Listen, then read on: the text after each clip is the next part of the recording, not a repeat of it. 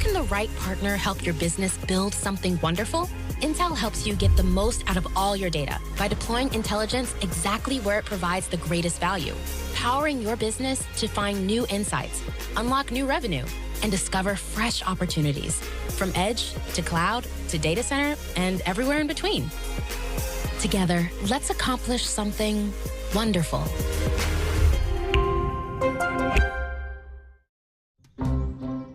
At Capital One, we combine the power of a machine learning model with a cloud-based multi-region infrastructure, making banking better by strengthening the reliability of our mobile app so that our customers can stay connected to their money anywhere. Learn how we're using a cloud-native architecture to fuel the future at CapitalOne.com/cloud. Capital One, what's in your wallet?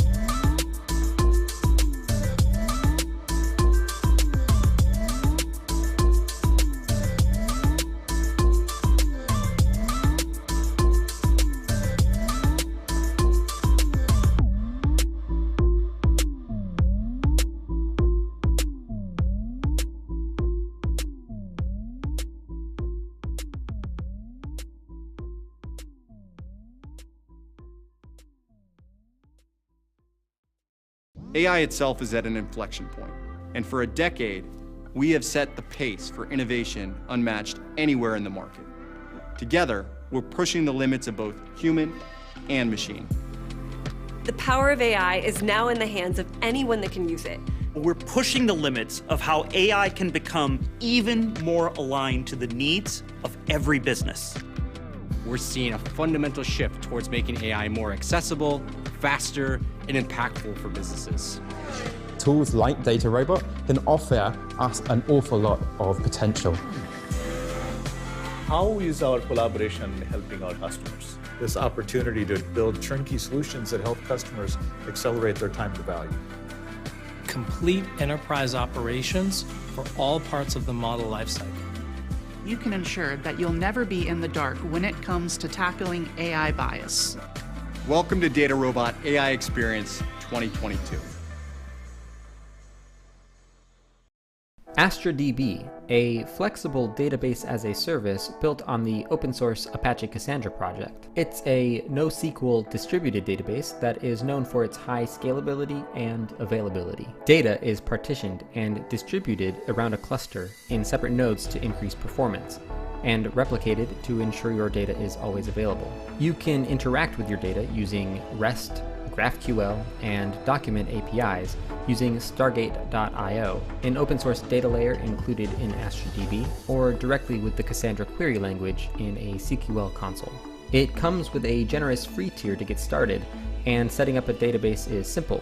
Just log in with an email, Google or GitHub account, select Create Database, give it a database name, key space name, and select the cloud provider and region you prefer. That's it. You now have a 3-node Cassandra cluster in less than 5 minutes. For more information on AstraDB, check out the other videos in our AstraDB playlist. If you want to learn more about Cassandra, check out our Intro to Cassandra crash course or catch one of our weekly workshops. Thanks for watching. Catch you in the next video.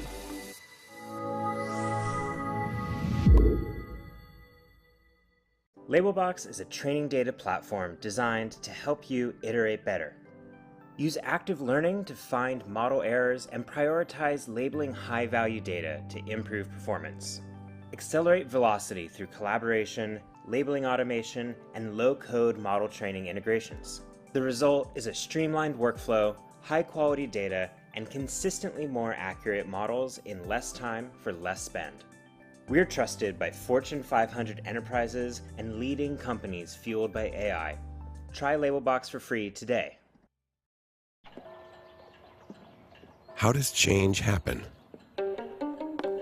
How did a revelation by an 18th century English physician usher in the dawn of immunology and the modern vaccines that today protect everyone you know?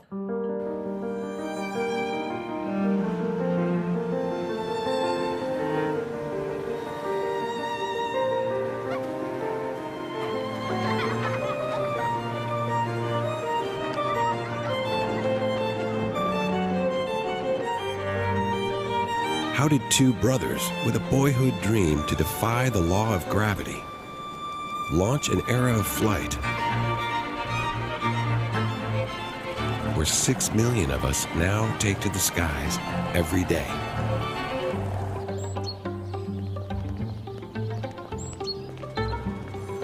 How did the need for collaboration at 4 leading universities set the cornerstone of the internet that today digitally connects us to the totality of human understanding?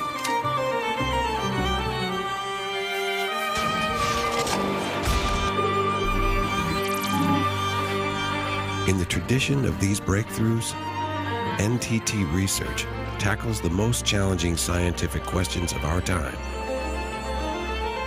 in an effort to further humanity and the lives of us all.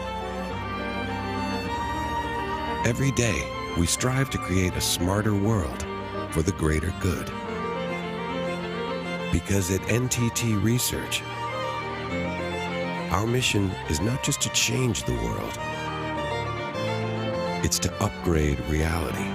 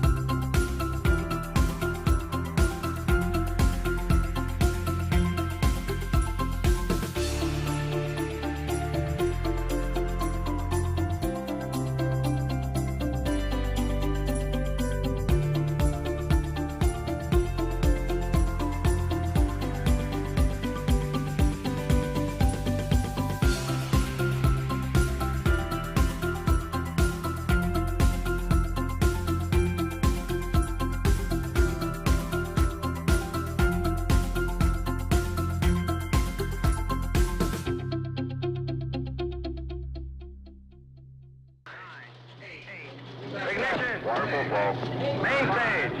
4, 3, 2, 1. 1.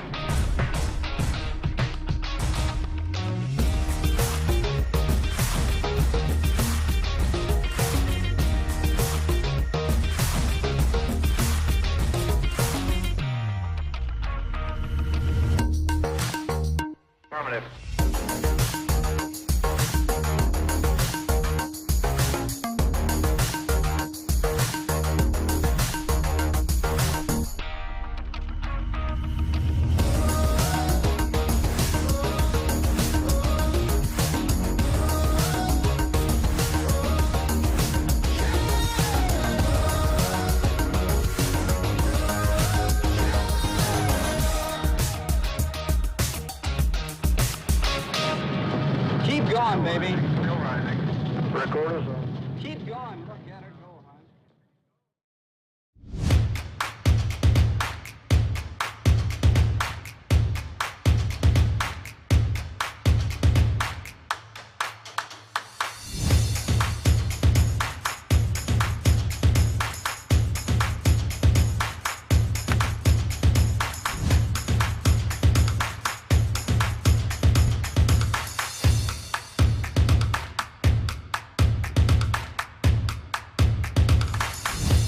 There's greatness inside you, just waiting to be uncovered.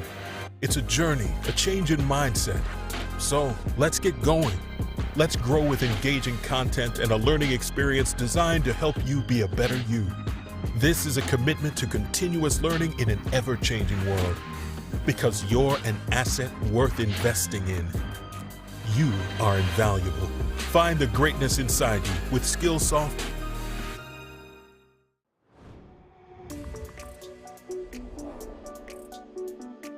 Hey, I'm Joe, and Graph plus AI is transforming the world and is with me every day of my life.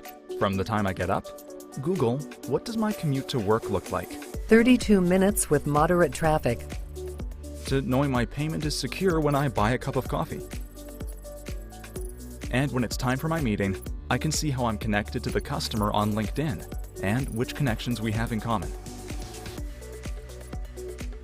I can even check the latest shoes for my training session.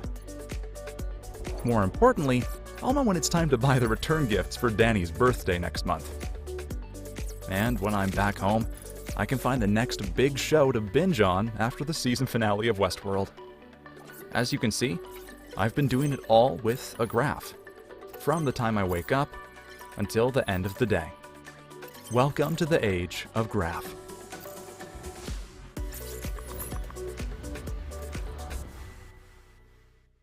Hello, have you met Typeform?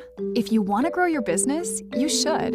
Typeform is redefining how brands and people connect in the digital world with vibrant forms, surveys, quizzes, and asynchronous video solutions designed to keep the conversation going so you can engage with new and existing customers simply, seamlessly, beautifully, leading to more responses, higher completion rates, and the data you need to accelerate growth.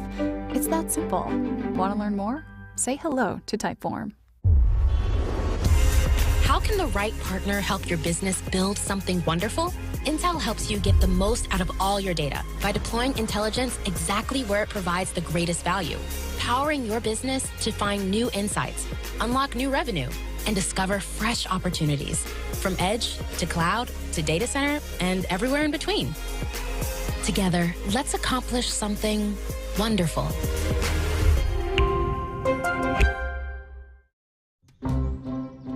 Capital One, we combine the power of a machine learning model with a cloud-based multi-region infrastructure, making banking better by strengthening the reliability of our mobile app so that our customers can stay connected to their money anywhere.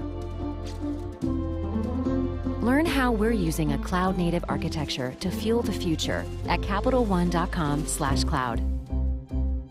Capital One, what's in your wallet?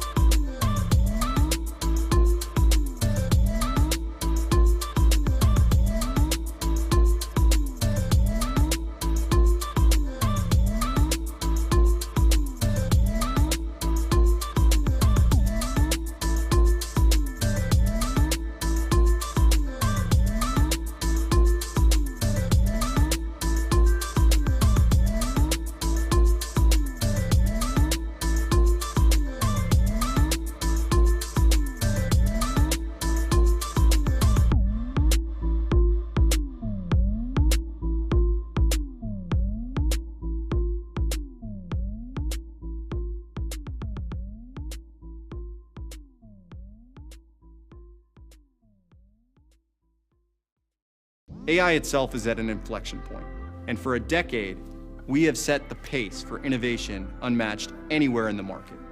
Together, we're pushing the limits of both human and machine. The power of AI is now in the hands of anyone that can use it. We're pushing the limits of how AI can become even more aligned to the needs of every business. We're seeing a fundamental shift towards making AI more accessible, faster, and impactful for businesses. Tools like DataRobot can offer us an awful lot of potential. How is our collaboration helping our customers? This opportunity to build turnkey solutions that help customers accelerate their time to value. Complete enterprise operations for all parts of the model lifecycle. You can ensure that you'll never be in the dark when it comes to tackling AI bias. Welcome to DataRobot AI Experience 2022. AstraDB, a flexible database as a service built on the open source Apache Cassandra project. It's a NoSQL distributed database that is known for its high scalability and availability. Data is partitioned and distributed around a cluster in separate nodes to increase performance, and replicated to ensure your data is always available. You can interact with your data using REST, GraphQL, and document APIs using Stargate.io, an open source data layer included in AstraDB, or directly with the Cassandra query language in a CQL console. It comes with a generous free tier to get started, and setting up a database is simple. Just log in with an email, Google or GitHub account, select Create Database, give it a database name, key space name, and select the cloud provider and region you prefer. That's it. You now have a 3-node Cassandra cluster in less than 5 minutes. For more information on AstraDB, check out the other videos in our AstraDB playlist. If you want to learn more about Cassandra, check out our Intro to Cassandra crash course or catch one of our weekly workshops. Thanks for watching. Catch you in the next video.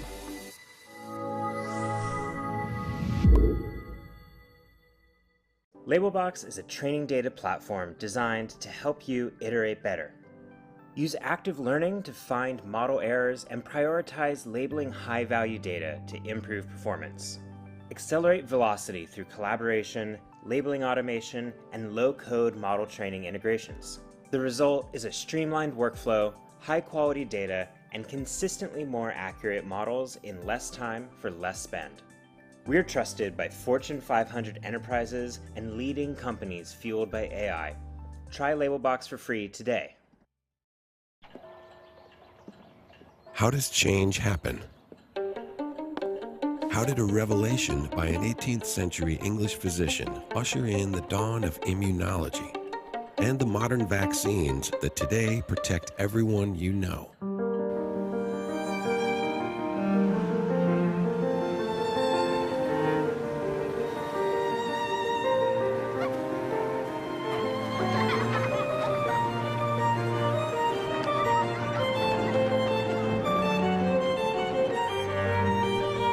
How did two brothers with a boyhood dream to defy the law of gravity launch an era of flight where 6 million of us now take to the skies every day?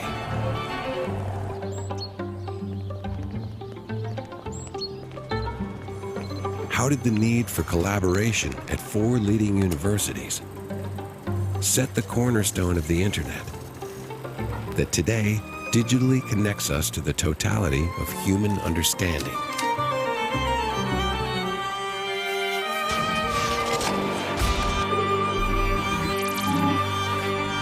In the tradition of these breakthroughs, NTT Research tackles the most challenging scientific questions of our time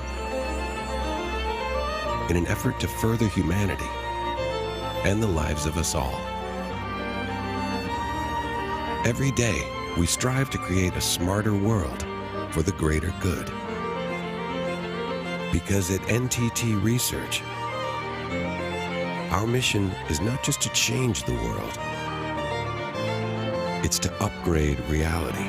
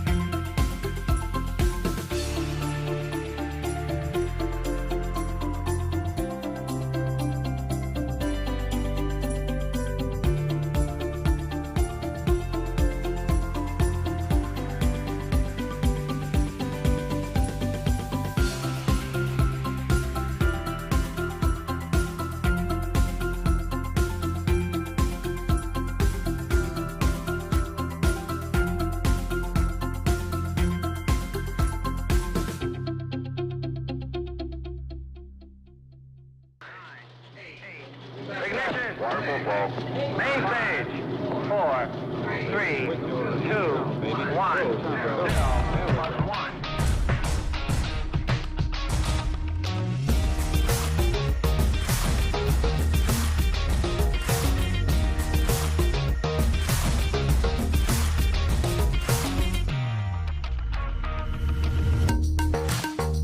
Affirmative.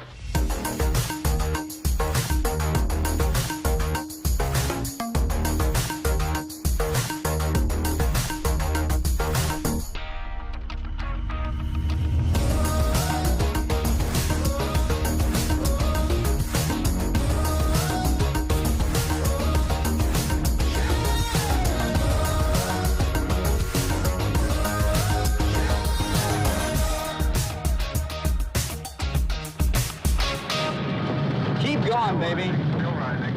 Recorders. Keep going. Look at her go, hon.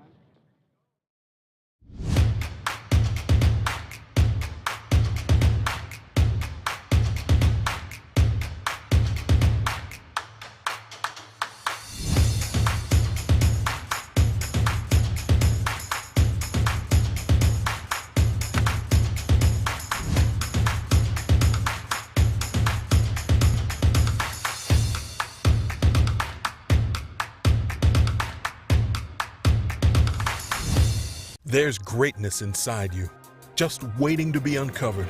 It's a journey, a change in mindset. So let's get going. Let's grow with engaging content and a learning experience designed to help you be a better you. This is a commitment to continuous learning in an ever-changing world. Because you're an asset worth investing in. You are invaluable. Find the greatness inside you with Skillsoft.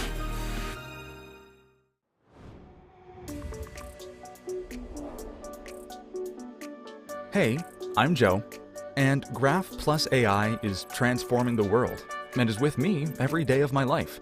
From the time I get up, Google, what does my commute to work look like? 32 minutes with moderate traffic. To knowing my payment is secure when I buy a cup of coffee. And when it's time for my meeting, I can see how I'm connected to the customer on LinkedIn and which connections we have in common. I can even check the latest shoes for my training session. More importantly, I'll know when it's time to buy the return gifts for Danny's birthday next month. And when I'm back home, I can find the next big show to binge on after the season finale of Westworld.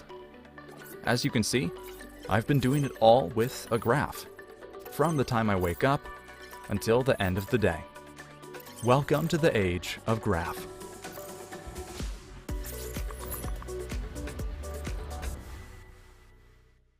Hello, have you met Typeform? If you want to grow your business, you should. Typeform is redefining how brands and people connect in the digital world with vibrant forms, surveys, quizzes, and asynchronous video solutions designed to keep the conversation going so you can engage with new and existing customers simply, seamlessly, beautifully, leading to more responses, higher completion rates, and the data you need to accelerate growth. It's that simple. Want to learn more? Say hello to Typeform.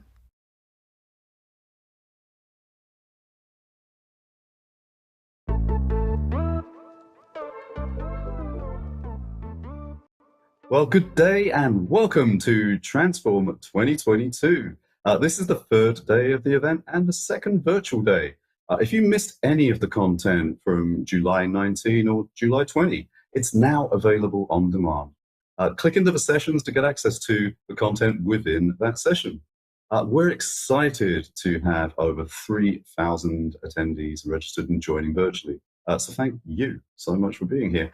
And we've split this year's virtual content into 6 days, 6 topics, and today's summit will cover data governance. Of course, this event would not be possible without the tremendous support of all of our incredible sponsors. Thank you so much to all of them for sponsoring this great event and providing content for our audience. Amazing content, in fact. So, this event is being hosted on an interactive platform where you can connect with other attendees. So remember, you can create your own schedule by starring your must-attend sessions. Once you do that, you'll find them under My Interests. which you'll find on top of the agenda. You can meet other attendees using the network navigation above. Search for the full attendee list, chat, network, and set up meetings. And you can visit the sponsor profiles through the sponsor navigation above.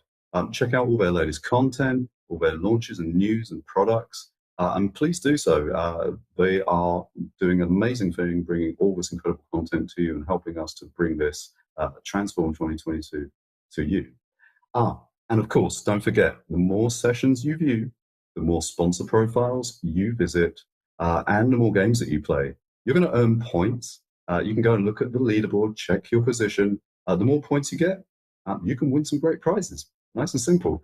So interact with everything and you could be in for some wonderful prizes.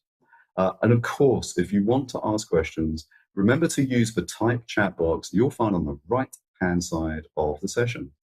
If the speaker is available to answer questions, they're going to be there waiting to respond to you via type chat. So don't be shy. Use it, even if you're an introvert. It's the best for introverts, right? We're using chat. We don't even actually have to meet anybody and see anyone. So if you want more information on how to best utilize the platform, check out the quick how-to video that you'll find in the agenda. Of course, as we discussed on the first virtual day, we need you to be the trailblazers of bringing back hashtags. So the official Transform hashtag is hashtag VBTransform. Use that anywhere you can use a hashtag. Go ahead, use hashtag VBTransform or tag us at VentureBeat, of course. So let's get this day kicked off. Clicking into the next session at 9 a.m., you will hear Pascal Hutz, Chief Data Officer of American Express, in conversation with VentureBeat's very own Harry Silverman. They're going to discuss the case for federated data governance operating model.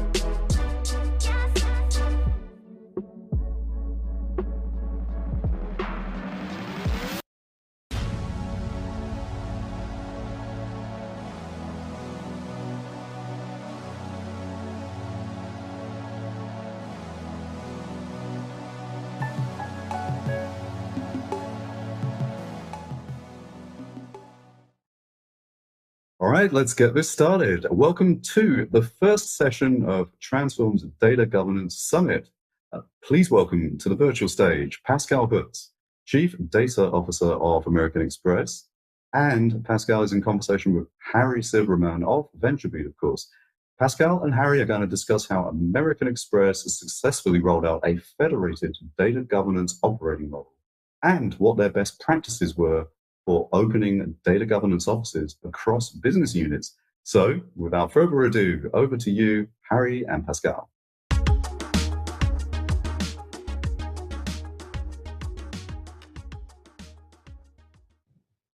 Hello, everyone. I'm Hari Sivaraman, the Chief Advisor for Data and AI for VentureBeat.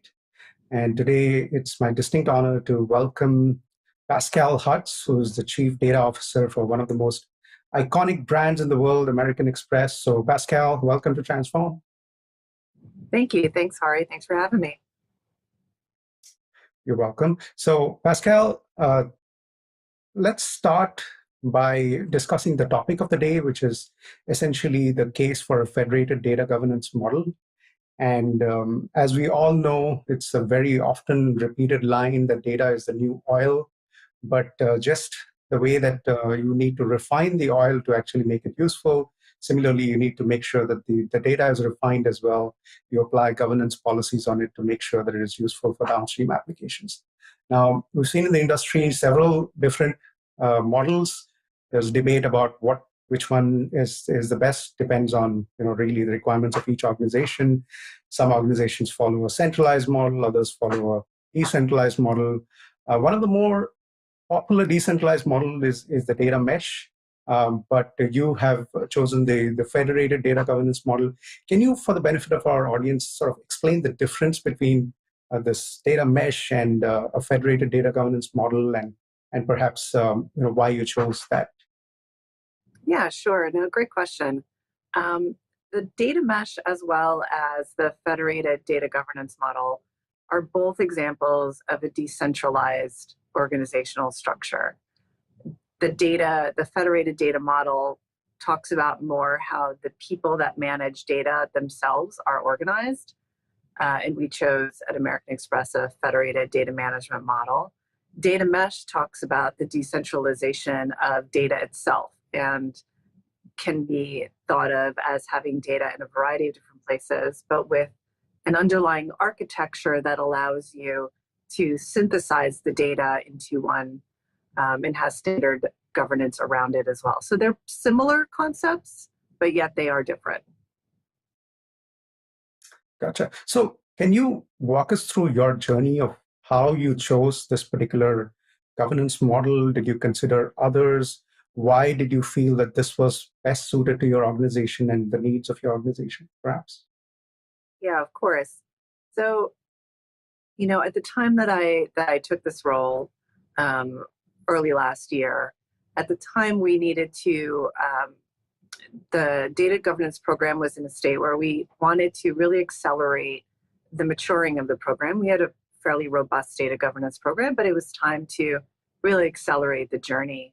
And within American Express, we are organized, our data management teams are themselves decentralized. So the most efficient and effective way for us to progress our agenda was to adopt a federated operating model. We could have done a central one. It would have required probably more of an organizational change than we were ready for or needed to, honestly. And so we chose the federated model. Both are very good models. They benefit different variety of organizations, but we felt the federated one was going to be more acceptable and easier to progress given how we were organized already. So, Pascal, for members of the audience who might perhaps be contemplating one versus another, can you perhaps discuss some pros and cons of the federated versus perhaps a more centralized model or any of the other models? Yeah, of course. So for a central model, and that's a model where all of the data management and the data governance teams are reporting into one individual, that has so many benefits. For one, you would be able to definitely get economies of scale, having all of those data management experts in one area. You can progress your data management agenda probably much more quickly, much more deeply. You've got a lot of content experts in one space. Career pathing is also another benefit. You've got probably a much deeper hierarchy that you can take advantage of. Some of the cons are that you're probably a little further away from the data that you are analyzing. You're probably a little further away from it. You're not sitting in those lines of business. The data scientists may not be as familiar with the subject matter that they are producing data for. So that's a bit of a con. Now, the federated model, on the other hand, the pros for that one are you are sitting with the people that are producing the data. You're surrounded by the activities that you're analyzing, and that you get the benefit of having real live experience with the processes that you're producing output for. So that's definitely a benefit. You might be better at identifying solutions that will benefit the business by being much closer to it. Some of the cons are that it might take a little longer to progress a data-specific agenda. But again, both approaches have pros and cons, and I think it really depends on the environment that you're going into and understanding the culture of the organization you're within. And I think that's probably the most important key. So does that, Pascal, does that mean that for every sort of member of the federation, they need to have their own teams of analysts, their own team of data quality?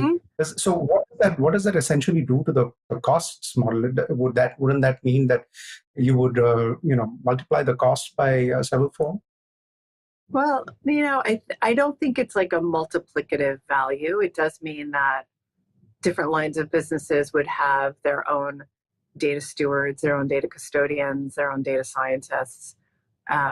When you centralize, you will get, like I said, economies of scale. But I don't think it's an order of magnitude. It's not like and this is not precise science, but it's not like you're going to need double the amount of data scientists if you have a federated model. Maybe you need 10% more, maybe 15, but it's not like a doubling of cost.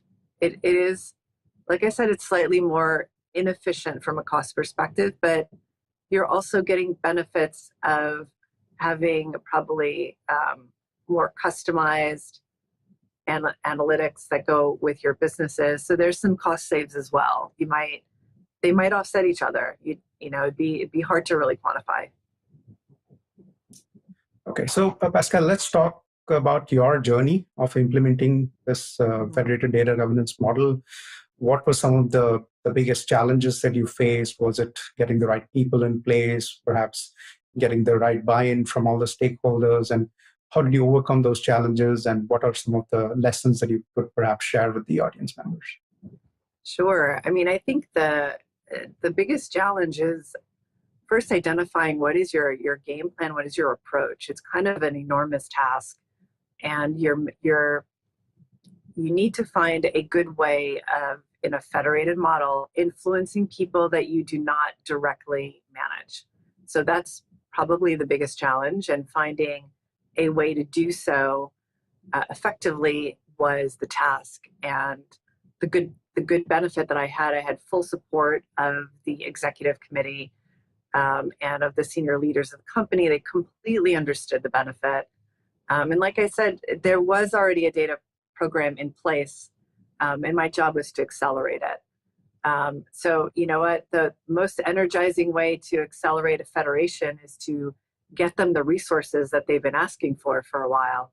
So I was able to do that and really get the trust and commitment from my federated partners. So that was the challenge, and I think I addressed it by coming up with a fairly robust plan, and then getting the resources for the federations that they needed, and they were very grateful and were then really committed to the data governance agenda. Everybody wanted to do the right thing, but now we had the resources to do so, and that was great. I think the second area that we dove into, again with the federation, being really clear about the roles and responsibilities. What will my central team do? What will the federation do? And what are those checks and balances? So we have several listening posts and different accountability forums, I will call them, where we're checking to make sure that things are progressing as the central team would like, and also listening to the federation. Where are you having problems? What more do you need? Are the tools that we're providing you, are they helpful? Where are they not? How can I help remove barriers? And then, like you probably know yourself, the data landscape is ever evolving, and making sure that we have the right plug-in with the external forums is extremely important.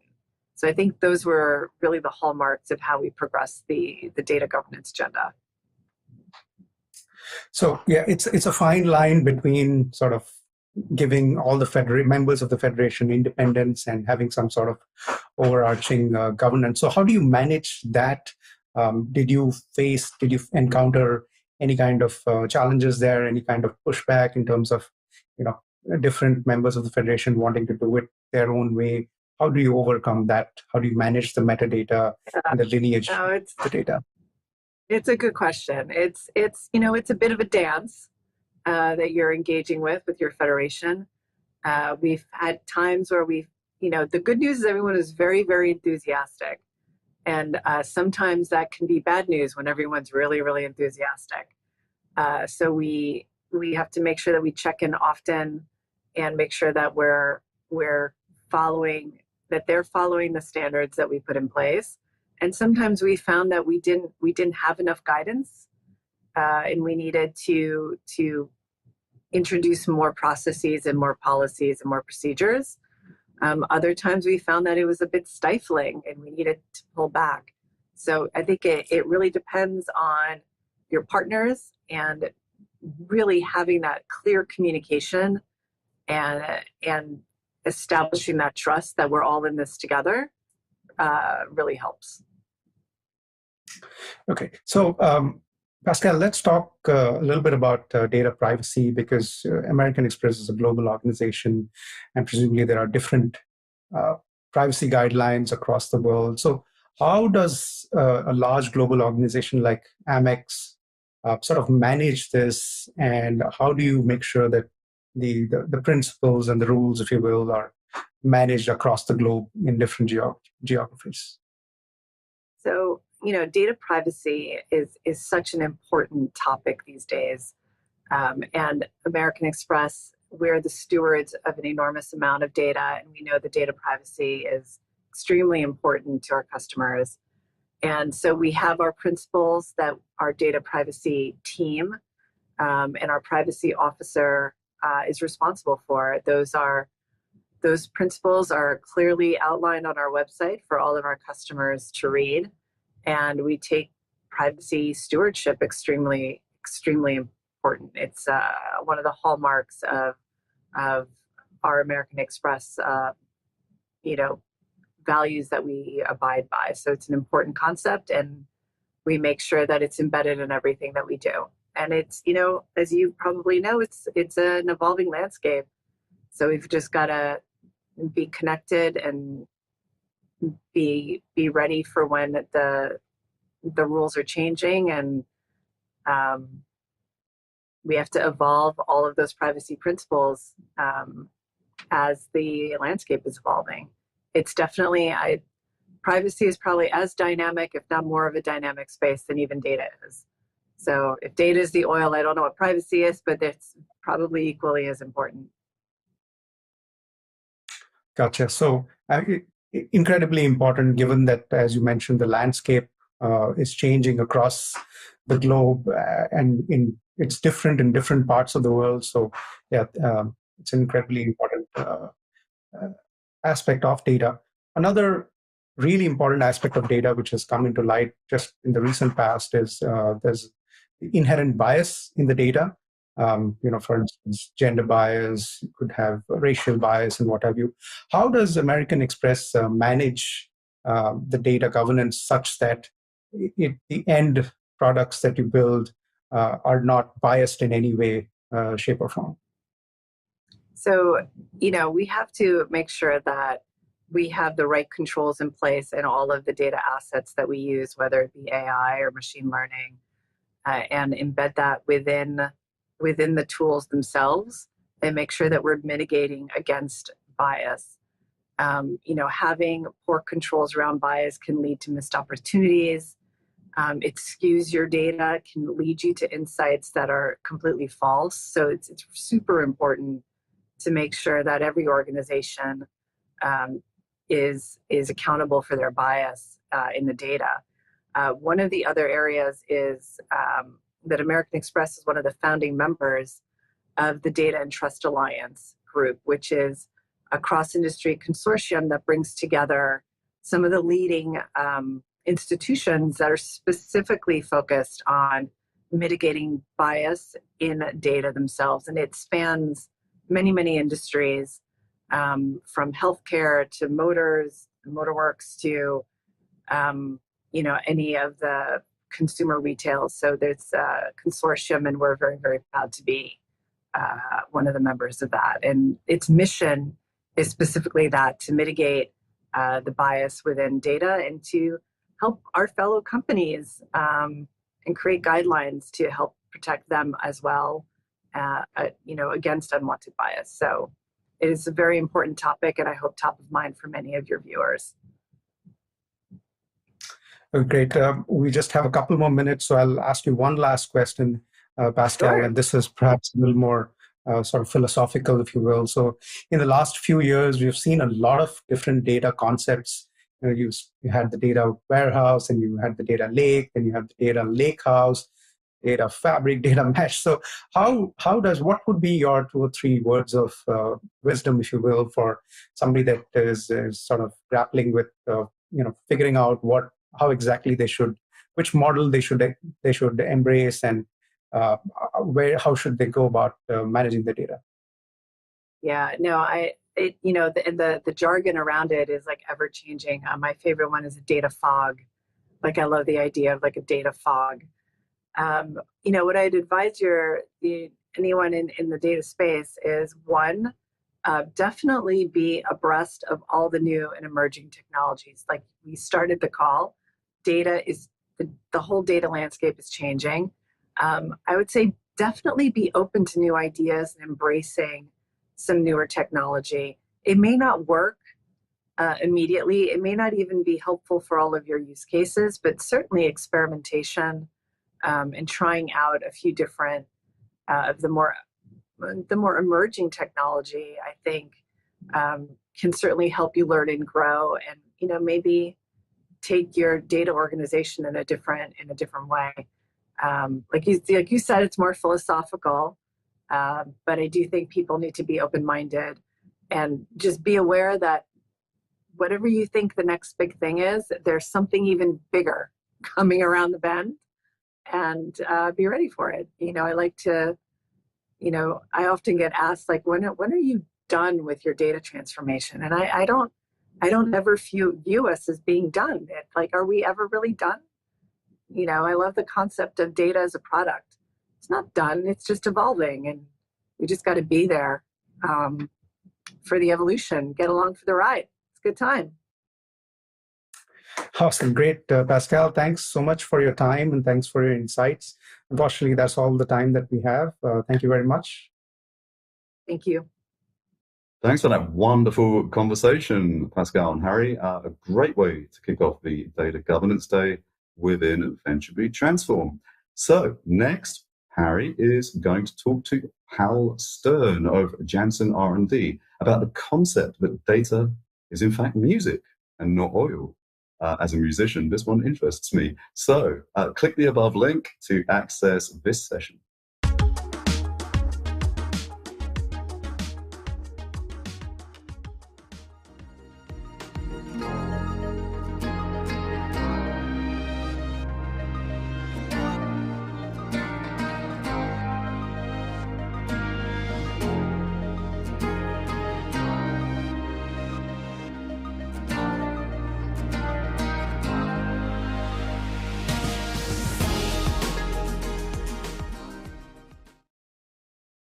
Well, welcome to this great conversation with Hal Stern, the CIO of Janssen R&D, in conversation with Harry Silverman of VentureBeat.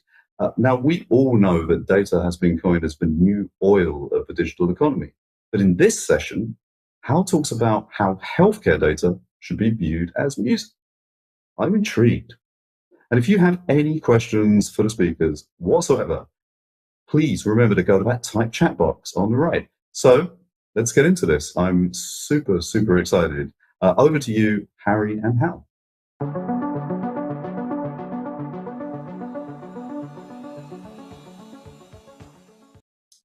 Hello, everyone. I'm Hari Subramanian, Chief Advisor for AI and Data at VentureBeat.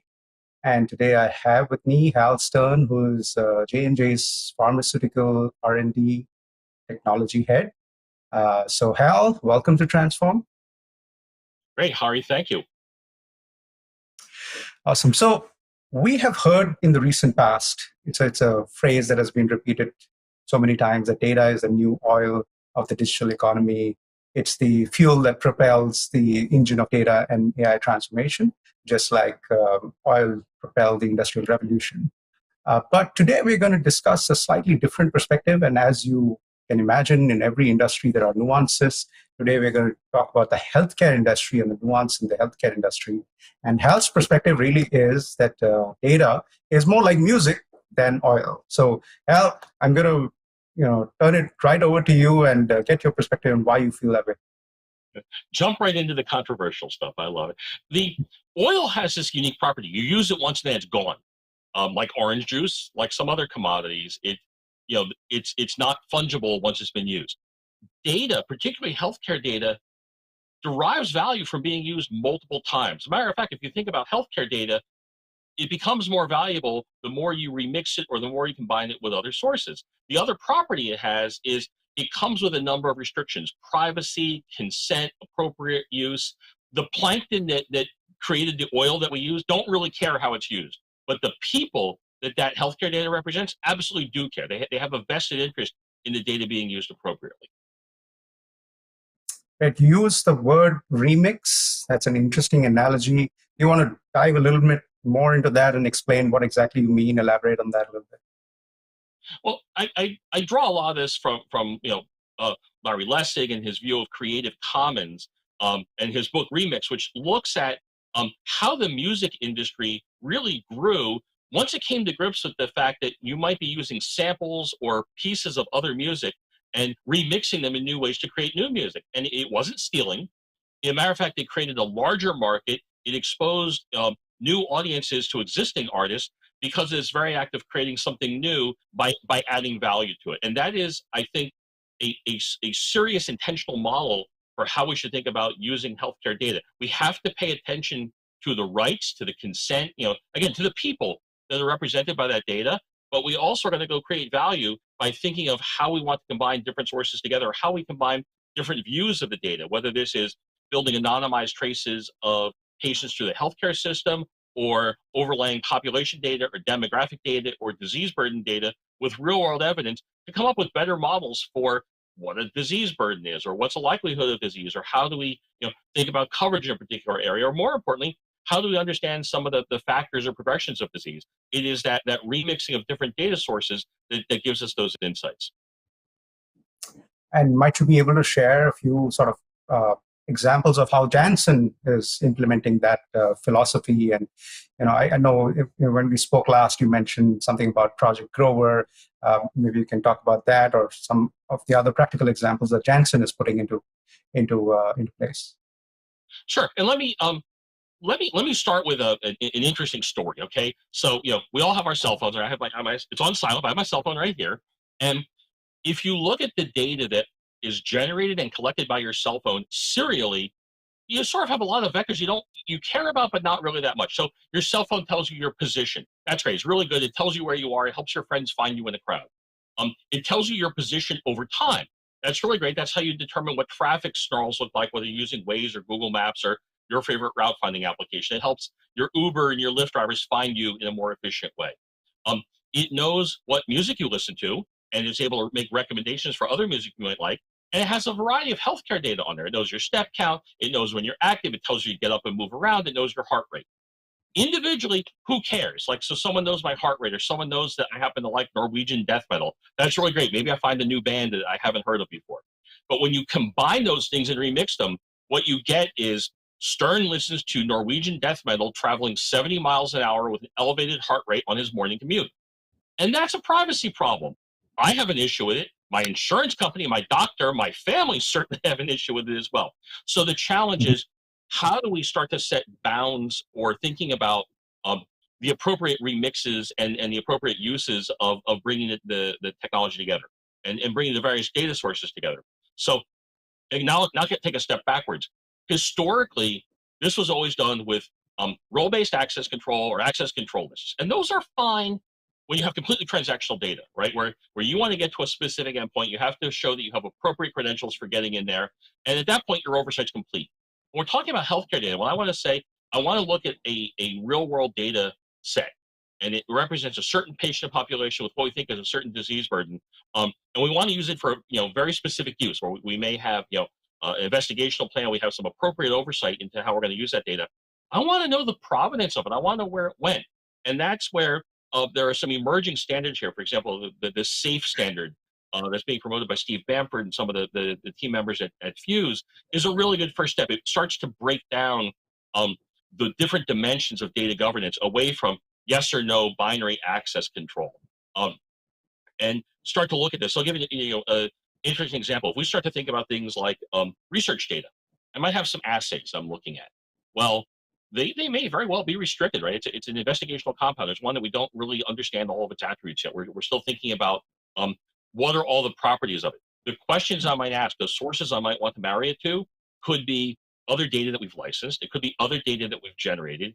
It could be publicly available data from a wide variety of public databases. Each one of those has certain rules. Can you combine them? For how long?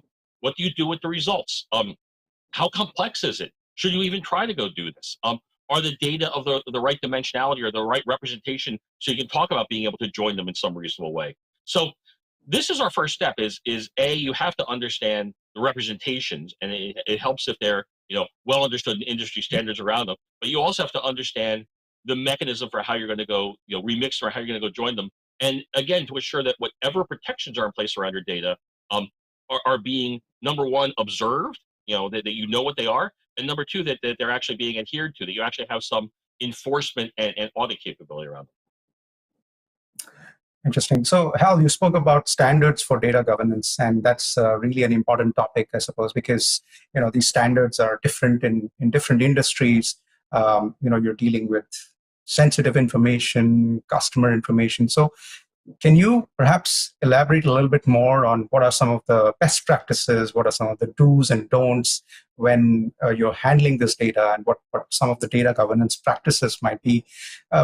Primarily, I suppose, in your field, in your healthcare field, but obviously a lot of that will apply to other industries as well. So can you share some best practices there?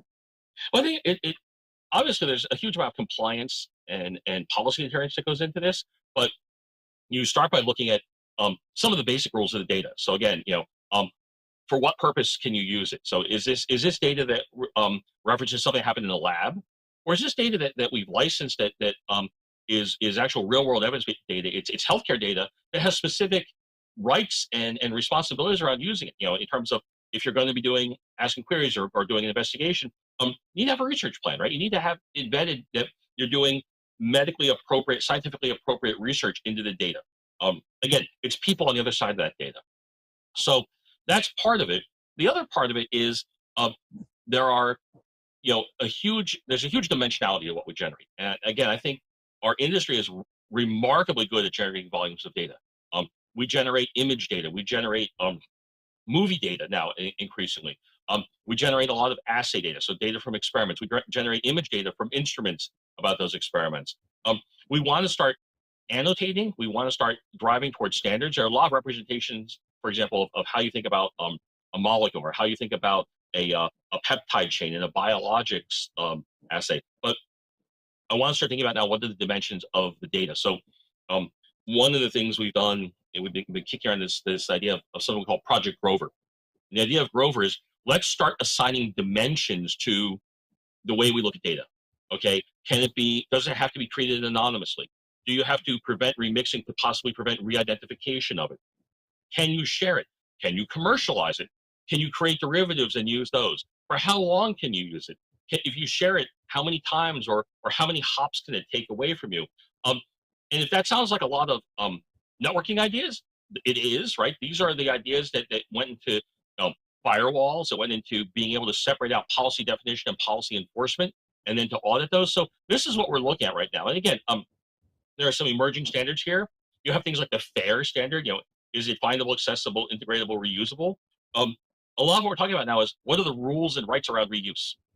Is it findable? Okay, well, is it well annotated? Is it accessible? Okay, that comes back to, for what? Is it a binary access control, or is it something more complex where you're trying to look at, do you have an appropriate investigation plan? Do you have appropriate permissions? Do you assure that you're not going to go try to re-identify it or possibly remix it in that way? So again, the separation of policy definition and policy enforcement, and then thinking about audit. Again, we drew a lot of those ideas from the way firewalls are constructed. You think of this as a firewall around your data. Again, we half jokingly call this Project Grover. Cool. So, Hal, let's talk a little bit about data drift and model drift, right? We live in a world where the reality is almost constantly changing. What was true 2 years ago, the data that we had 2 years ago is no longer true. And perhaps the data that we have today may no longer be true in the next couple of years. So how do you handle that? And how has your sort of philosophy of treating data like music helped you in that process? Well, I think again, it comes back to establishing appropriate context, right? So if I tell you, Hari, let's go look at cell phone usage data, okay? And I'm going to give you cell phone data for the last 50 years. If you're looking at things like, okay, who do people call on the American holiday of Mother's Day, or what's the busiest calling day, maybe you'll find some trends that are interesting.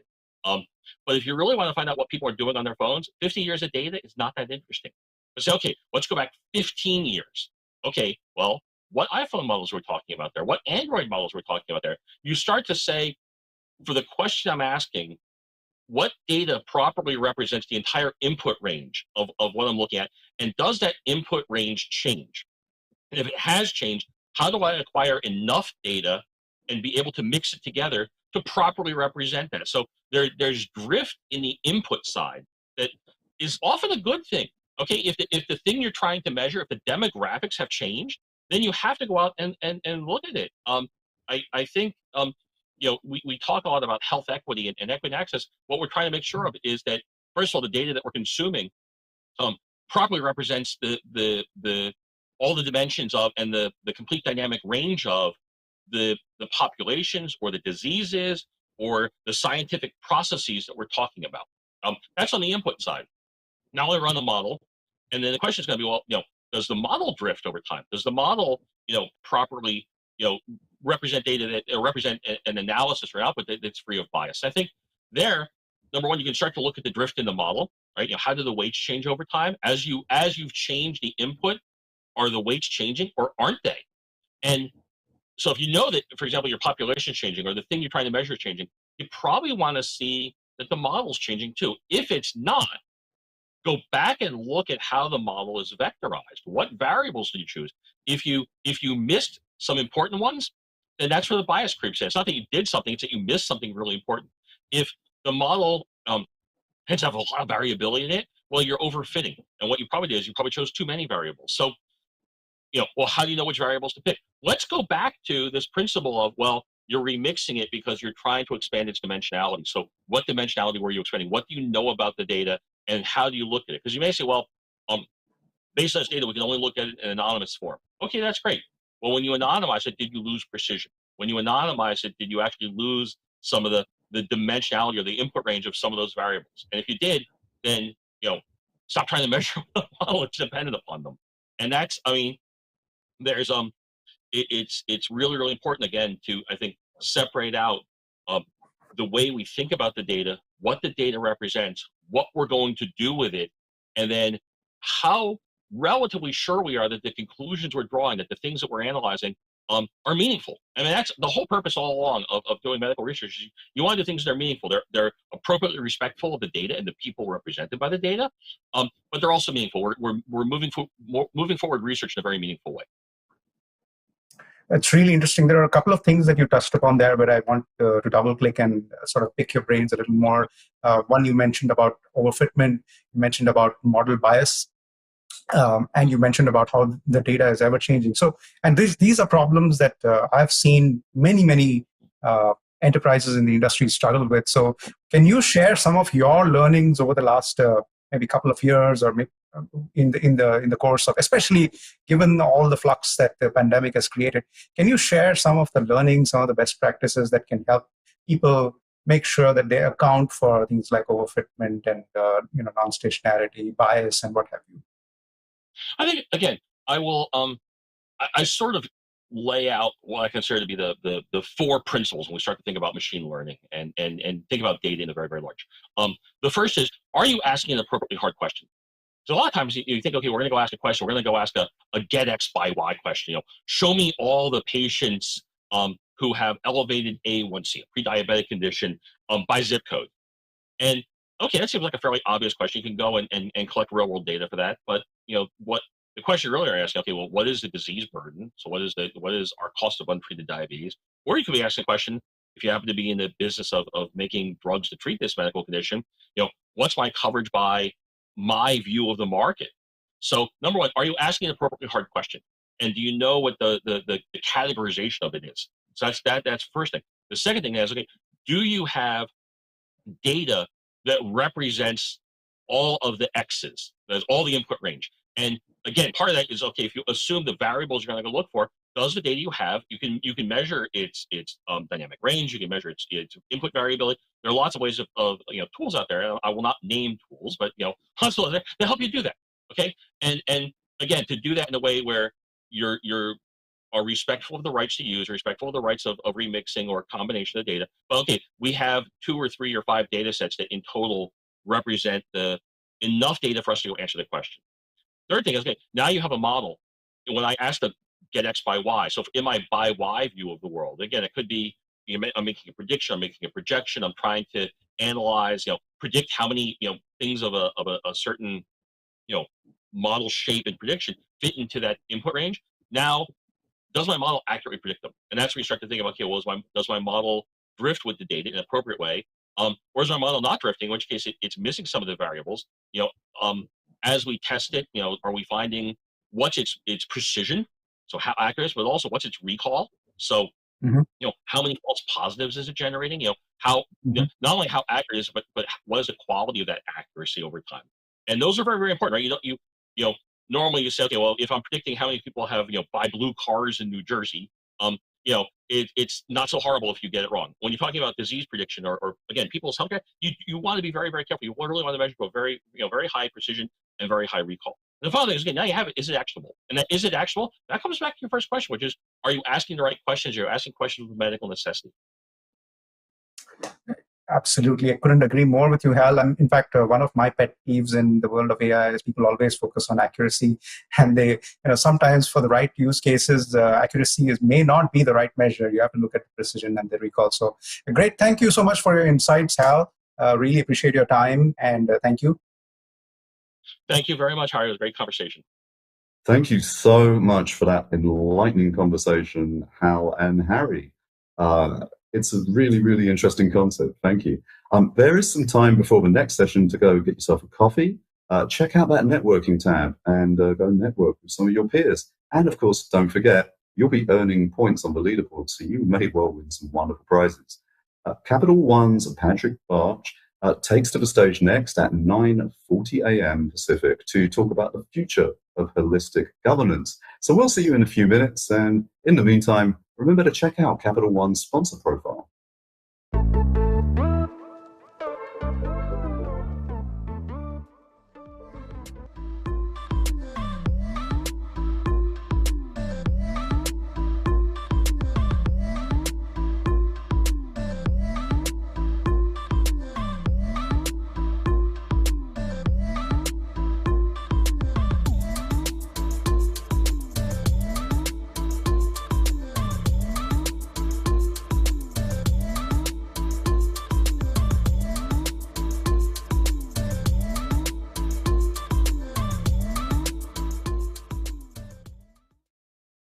Welcome to the last session, but as the proverb goes, certainly not the least, of the Data Governance Morning.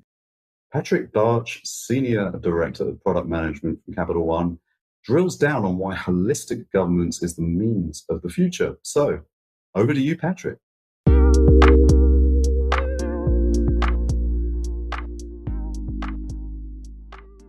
I'm Matt Marshall, founder and CEO of VentureBeat. I'm here with Patrick Barch, who leads product management at Capital One.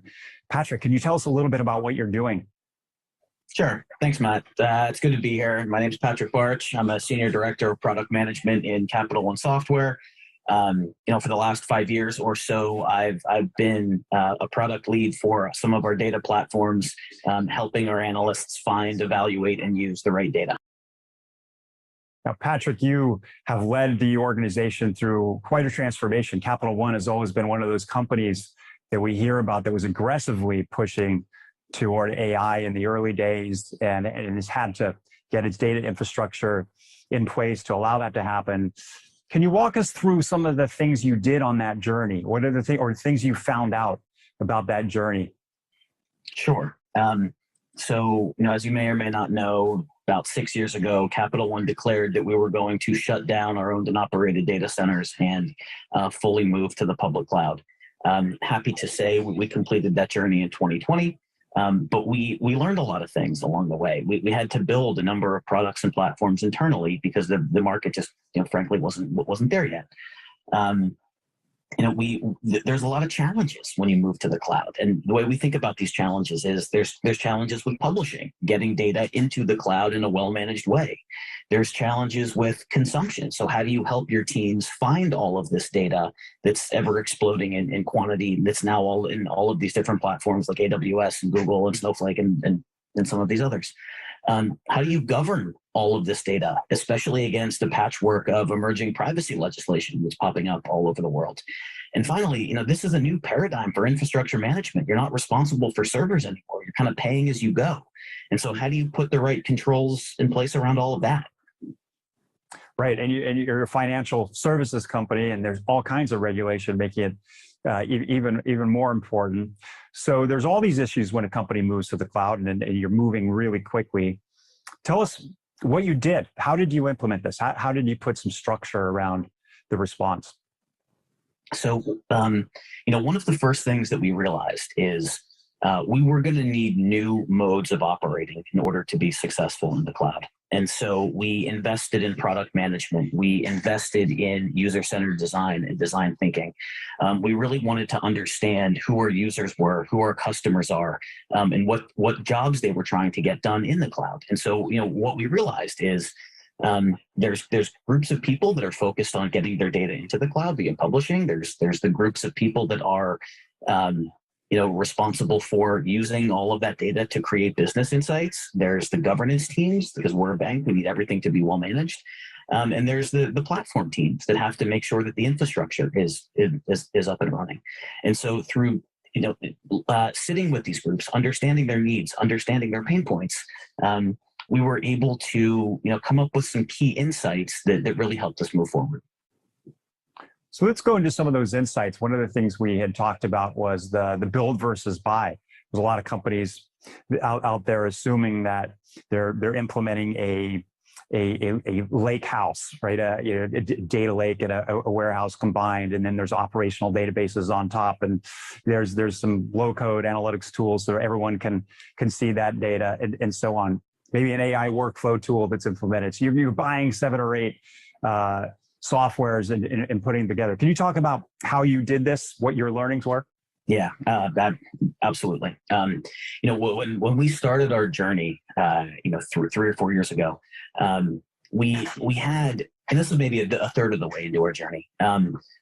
You look at our ecosystem, and we had a catalog that was separate from a data quality engine, that was separate from a tool that you used to track lineage, that was separate from a tool that you used to protect your data. And our teams were growing frustrated with all of the different hops that they had to get through in order to get their job done. Our risk management teams were struggling to pull out comprehensive reports about the company's data risk from several different sources at the same time. And so the way we approached this problem was basically creating a usability layer that sits on top of an orchestration layer that helps, that's oriented in terms of a user's job to be done, that helps them adhere to all of the company's governance policies in a more automated fashion. So in other words, not necessarily cobbling these 6 or 7 discrete tools that I just referred to from outside, renting these or buying these softwares, putting them together. Does it mean building it yourself? Can you talk a little bit about that journey and how you made those decisions, build versus buy? We're fortunate at Capital One. We have about 12,000 people working in technology jobs. About 85% of those are engineers. And so not every company has the luxury that we do to, build things internally. And so for companies that are considering buying, I would say that's okay. There are a lot of solutions that exist today that didn't exist when we were starting our journey. You just need to make sure that you're creating a user experience that works for your user base. There's so much data these days, and people are demanding access to this data via self-service. And so, the days of a single central data team and data being the IT team's job, like those days are over. And so, think through the UX. How are you enabling your teams to get their job done? Now, Patrick, 3 or 4 weeks ago, it was actually news to us in terms of your role here. We've had Capital One speaks several times over the last couple of years, but you're basically representing Capital One software. So you're bringing a solution to market to help other companies. Can you talk a little bit about how much, briefly here, we won't spend too much time on software specifically in terms of what you're offering, but what sort of companies would make use of this? Sure. So Capital One Software is a new line of business within Capital One that's dedicated to bringing to market some of the internal products and platforms that we develop to help us navigate our cloud journey. Our first offering is called Capital One Slingshot, and that's really designed for companies that are trying to adopt Snowflake in a well-managed way. One of the biggest challenges with any cloud provider is the risk of unexpected costs due to the pay-as-you-go usage-based consumption model. And so what we're offering with our first product is essentially a mechanism to create the rules of the road for infrastructure provisioning and management so that you can most efficiently use the cloud resources, particularly Snowflake, most effectively, and eventually save a little bit of money on your bill. That's great. That's something we've heard time and again. Snowflake's great. It's been quite the product, but it's been expensive for people to implement if they haven't had the learning. So that's great. Patrick, another thing you mentioned in terms of your learnings was data is all not all created equal. Can you talk a little bit about how you found that out, lessons you learned, some of the responses you made? So early on in our journey, we applied a fairly heavy-handed approach to data governance policies. We're a bank. We over-indexed on being well-managed and safety. And so we defined pretty onerous processes for things like curating your metadata and running and writing the results of data quality rules to a shared location. And what we realized from after talking to our users was, it was too much. And so, because we're a bank, we always need to know where's all of our data, is any of it sensitive, and who's responsible for it. But temporary staging tables doesn't have, isn't the same level of risk as, something like data that goes into a regulatory report.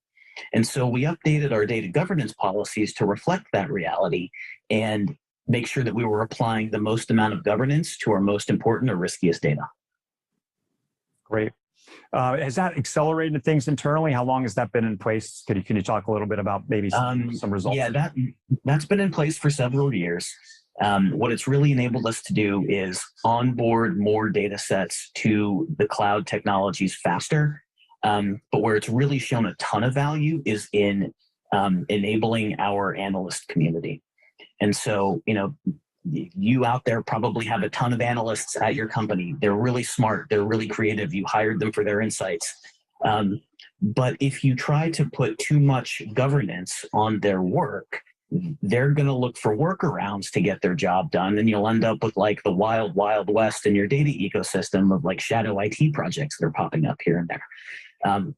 What we did with our principle was make it easy to do the right thing.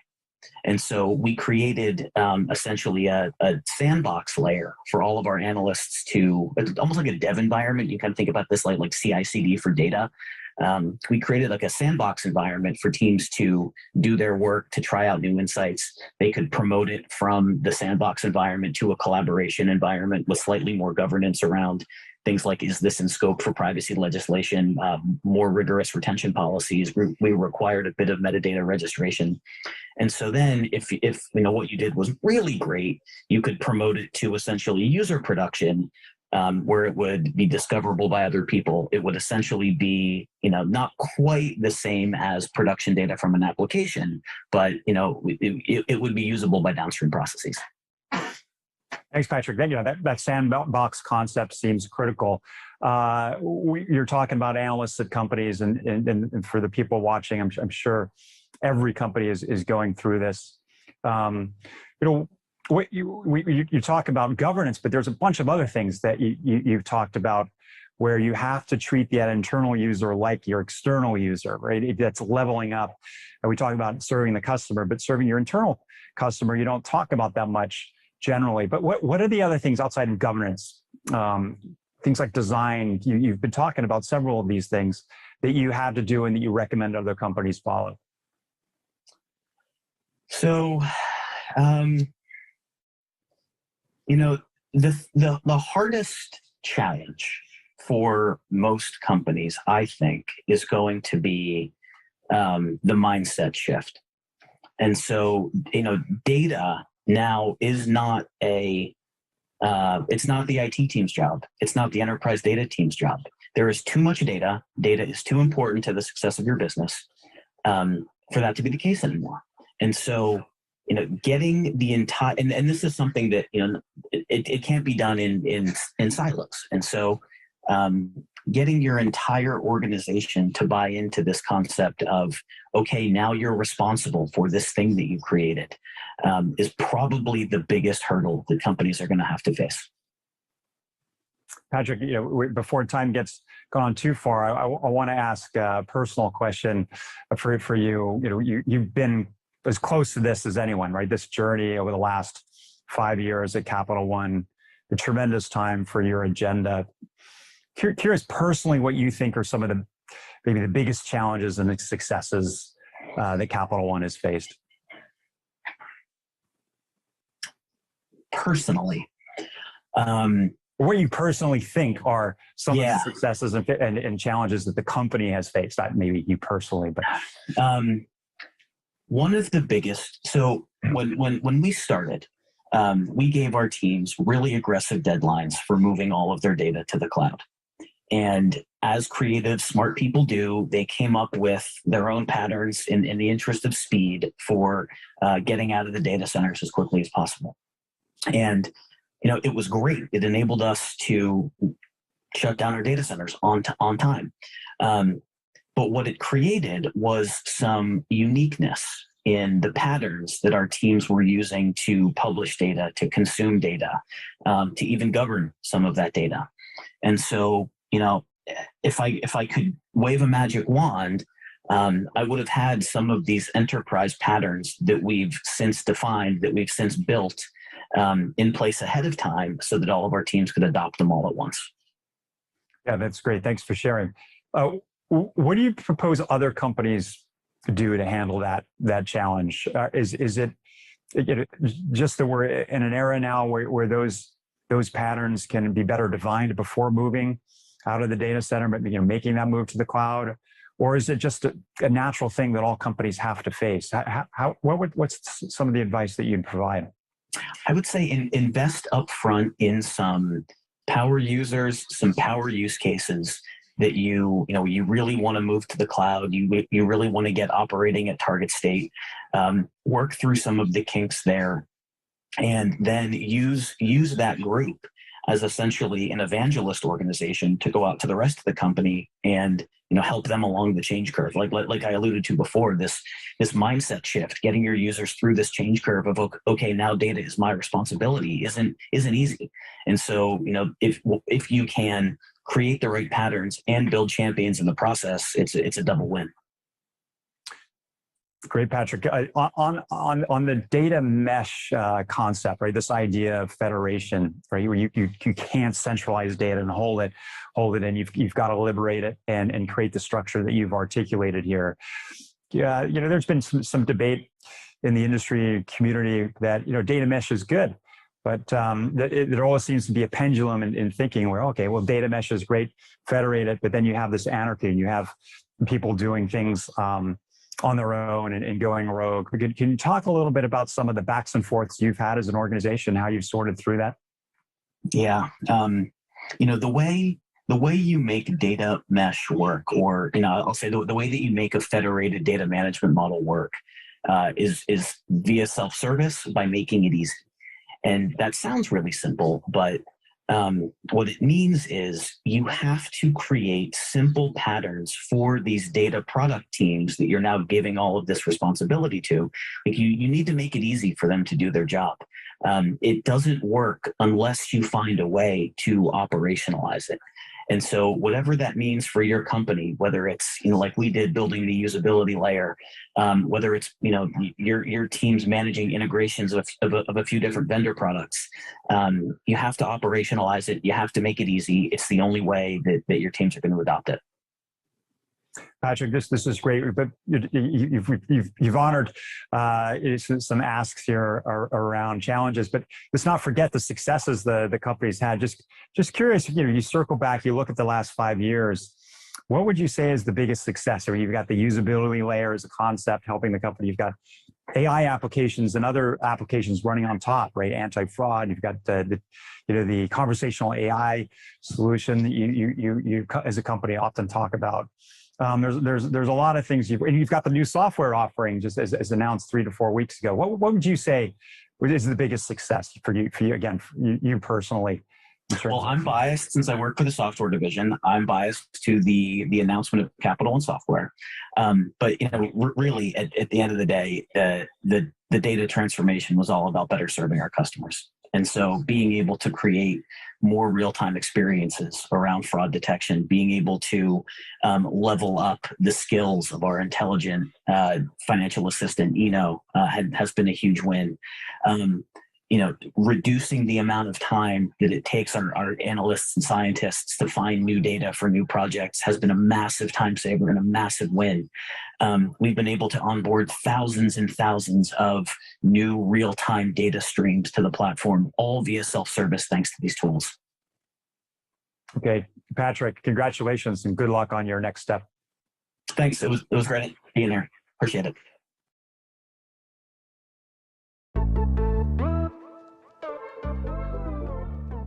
Thanks for that wonderful presentation, Patrick. And that's a wrap for day 2 of the Data Week of Transform. Get ready for tomorrow. We're heading into the weekend with incredible insights from Shriram Krishnasamy, CEO of FedEx DataWorks, Amin Kazaruni, Chief Data and Analytics Officer of Orange Theory, Mike Maresca, CTO of Walgreens Boots Alliance, as well as incredible content from Turo, TigerGraph, and MongoDB. And you never know, you maybe don't want to leave us quite yet. So feel free to use the networking function in the networking tab above. You can connect with your peers there. Check out all of our incredible sponsor profiles. They have lots of valuable content, including reports and white papers. And of course, all the content from Tuesday's in-person event and yesterday's Data Architecture Summit is available on demand. So we'll see you tomorrow. Thank you so much.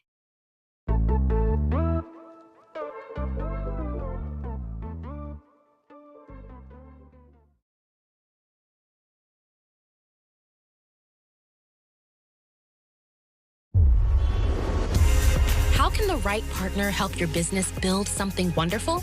Intel helps you get the most out of all your data by deploying intelligence exactly where it provides the greatest value, powering your business to find new insights, unlock new revenue, and discover fresh opportunities from edge to cloud to data center and everywhere in between. Together, let's accomplish something wonderful.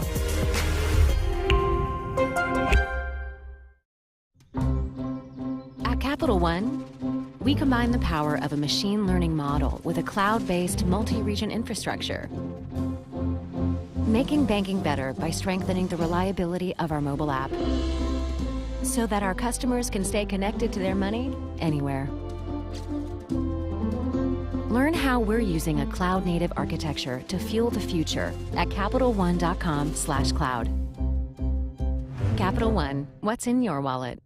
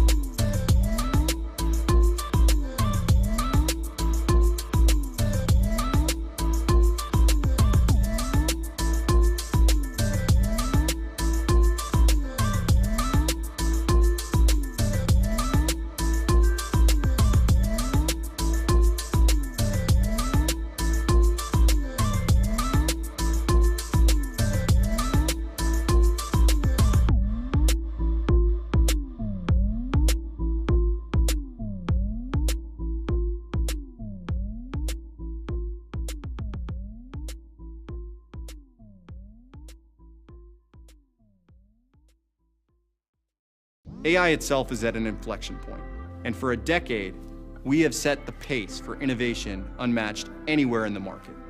Together, we're pushing the limits of both human and machine. The power of AI is now in the hands of anyone that can use it. We're pushing the limits of how AI can become even more aligned to the needs of every business.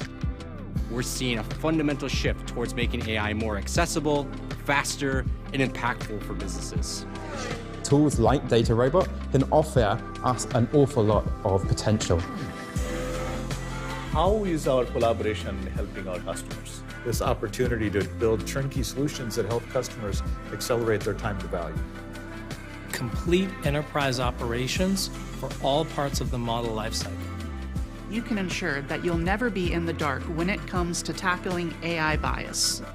Welcome to DataRobot AI Experience 2022. AstraDB, a flexible database as a service built on the open source Apache Cassandra project. It's a NoSQL distributed database that is known for its high scalability and availability. Data is partitioned and distributed around a cluster in separate nodes to increase performance, and replicated to ensure your data is always available. You can interact with your data using REST, GraphQL, and document APIs using Stargate.io, an open source data layer included in AstraDB, or directly with the Cassandra query language in a CQL console. It comes with a generous free tier to get started, and setting up a database is simple. Just log in with an email, Google or GitHub account, select Create Database, give it a database name, key space name, and select the cloud provider and region you prefer. That's it. You now have a 3-node Cassandra cluster in less than 5 minutes. For more information on AstraDB, check out the other videos in our AstraDB playlist. If you want to learn more about Cassandra, check out our Intro to Cassandra crash course or catch one of our weekly workshops. Thanks for watching. Catch you in the next video.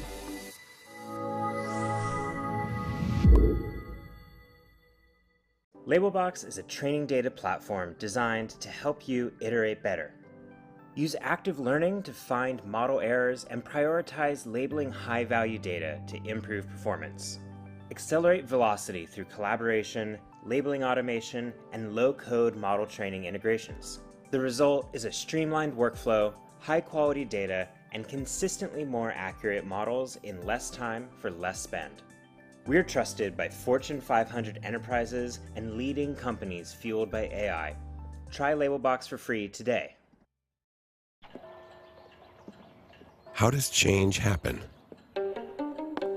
How did a revelation by an 18th century English physician usher in the dawn of immunology and the modern vaccines that today protect everyone you know?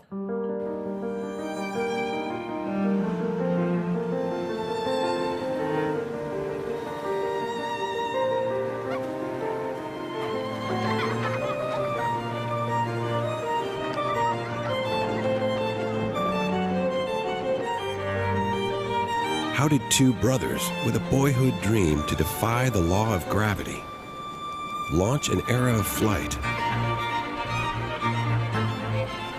where 6 million of us now take to the skies every day?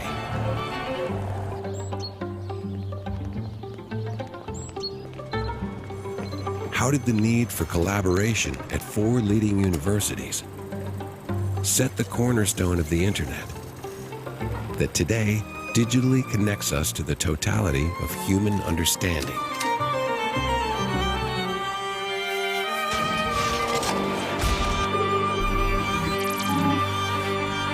In the tradition of these breakthroughs, NTT Research tackles the most challenging scientific questions of our time in an effort to further humanity and the lives of us all. Every day, we strive to create a smarter world for the greater good. Because at NTT Research, our mission is not just to change the world, it's to upgrade reality.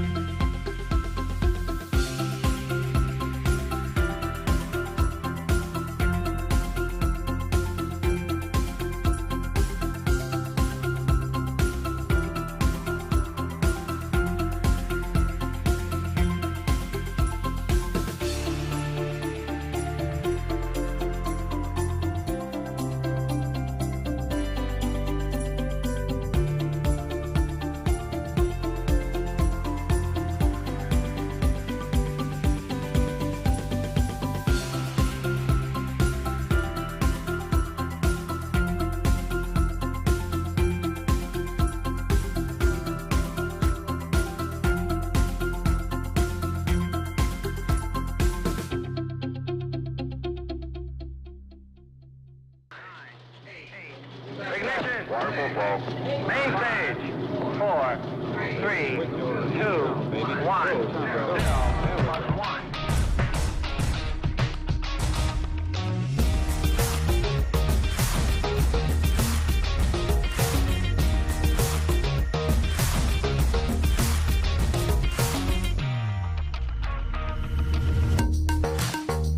Affirmative.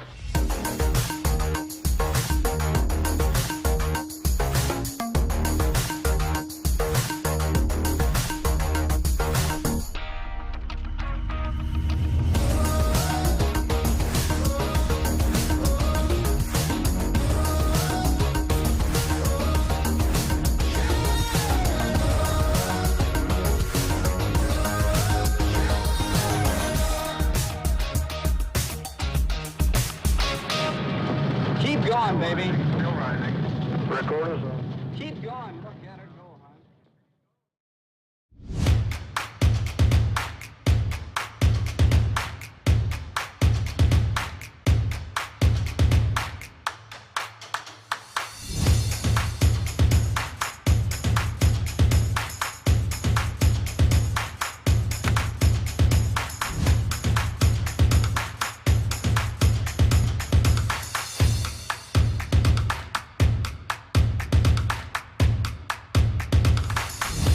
There's greatness inside you, just waiting to be uncovered.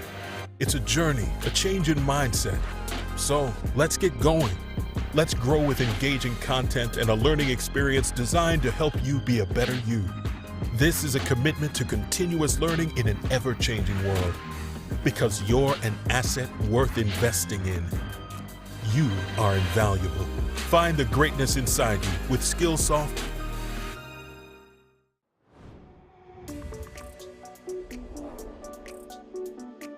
Hey, I'm Joe, and Graph plus AI is transforming the world and is with me every day of my life.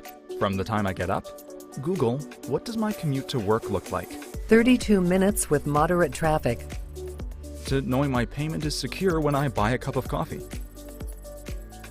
And when it's time for my meeting, I can see how I'm connected to the customer on LinkedIn and which connections we have in common. I can even check the latest shoes for my training session.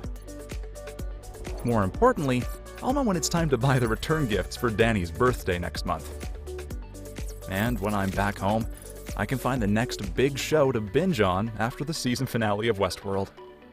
As you can see, I've been doing it all with a graph, from the time I wake up until the end of the day. Welcome to the age of graph.